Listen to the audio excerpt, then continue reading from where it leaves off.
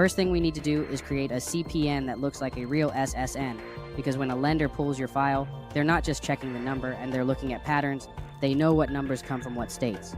They can see when something looks off. Every real SSN issued in the US has a prefix of the first 3 digits that corresponds to the state it was created in. That's what we're going to mimic. We're going to use a site like ssnvalidator.com to complete this step. Here's how it works. Step 1. Take the 3-digit prefix you selected based on your chosen state. Let's say you picked 256 for Georgia. Step 2. Go to ssnvalidator.com and enter those first 3 digits. Step 3. Now randomly generate 6 more digits. This part takes a bit of trial and error.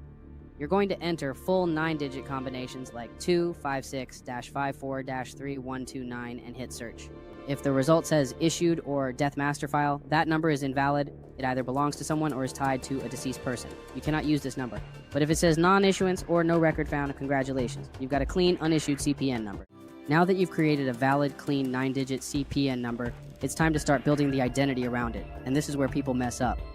If you don't attach your CPN to the right personal details, or worse, if you reuse old information tied to your real SSN, you risk cross-pollinating the profiles. That's how people get denied, flagged, or worse, merged with their real credit file. You do not want that, so listen closely. Step 1. Choose a brand new address. This address must have no connection to your personal credit history. No mail, no bills, no packages ever sent there in your name. Ideally, use a friend or family member's house or rent a P.O. box with a real street address, not a box number.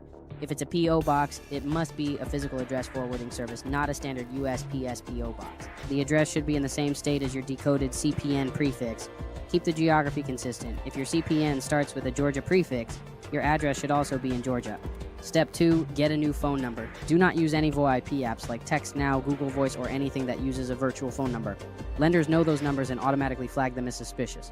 Instead, go buy a cheap prepaid phone from Metro PCS, AT&T Prepaid, T-Mobile, or Cricket Wireless.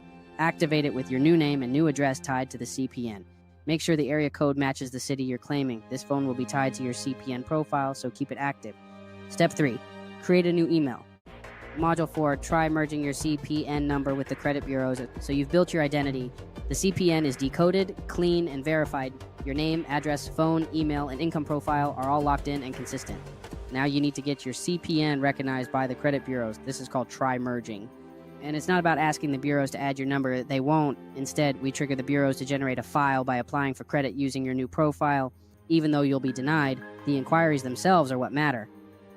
They're like digital footprints that tell Experian, TransUnion, and Equifax, hey, this identity is out here applying for credit, so build a file for it. Here's how we do it step by step.